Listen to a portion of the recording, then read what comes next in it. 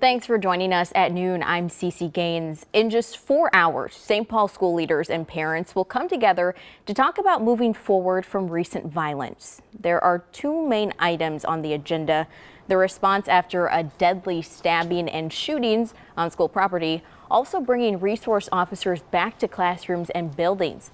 This is all happening at the Washington Tech Magnet School. We'll have more from that meeting tonight on our news at 5. Multiple community leaders in St. Paul are becoming more vocal about ways to stop gang violence. They tell us instead of traditional gangs, it's cliques that are fighting.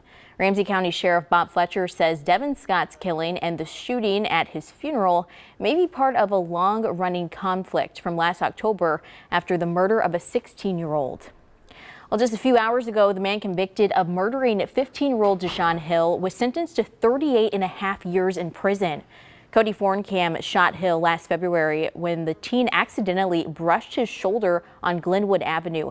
Investigators say Forncam fired 3 or 4 shots at Hill, who was an honor roll student and the quarterback for the North Polars football team. Well, in other news this afternoon, the Minnesota budget surplus has been updated to $17.5 billion. Republican lawmakers are discussing their visions for where that money should go. This morning at the Capitol, GOP members unveiled the Give It Back plan. It would see portions of that big budget go to seniors and would give property owners tax relief.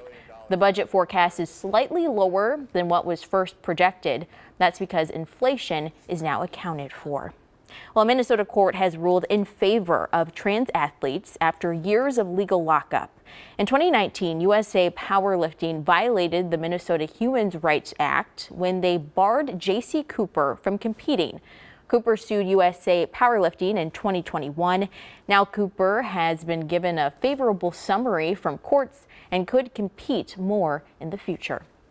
Well, let's get over to meteorologist Ben Derry now. It's nice outside right now, but you're tracking some snow, right? Yeah, we are. Don't let the nice blue sky fool you. We do expect there to be some snow rolling in later on tonight, well after tonight's evening commute, but it will be impacting your Wednesday morning drive. Let's take a live look outside. Clouds are just now beginning to filter in, and temperature is very comfortable for this time of year. Right now at 33 degrees. Winds out of the south. That'll be switching from the east later on tonight. Visibility is good. Here's a live look at our radar satellite composite. You can see clouds increasing from the south and west, and we're looking at a couple of waves of snow that'll be moving through after dark tonight. That's why we've deemed Wednesday a weather-worn day, not necessarily because we'll see a lot of snow, but it will have a harsh impact on tomorrow's morning commute. Snowy conditions are expected, 1 to 3 inches expected in the metro, with more the further north you go. So let's time it off with Microcast. Clouds fill in, look for a mostly cloudy but dry evening commute, and this is what radar could look like by 10 p.m. tonight. Some areas of snow across the state, and that'll fill in around the Twin Cities metro near and just after midnight. There's the snowy conditions for the morning commute, but notice heavier snow is expected over the central part of the state, wherever we see this pivot action of where the system moves through. You can see that more in our snowfall potential map. Again, 1 to 3 around the Twin Cities metro. St. Cloud, Brainerd, 3 to 4 inches with a half a foot possibly for west central Minnesota from Alexandria up I-94 towards the Fargo-Moorhead area. So snowy morning commute, weather-worn day, but we should be drying out and an easier evening commute.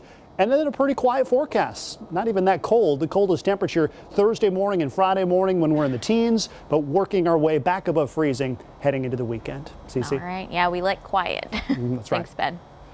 Well, after a crippling computer systems issue, we're learning more about a cybersecurity concern in Minneapolis public schools. Now a district employee is fed up, saying she's ready to sue the district. Tonight at 6, that employee speaks with Kaya Edwards about other accusations and concerns, including the claim that the school district has delayed paychecks several times. We'll have that tonight. Thanks for joining us today.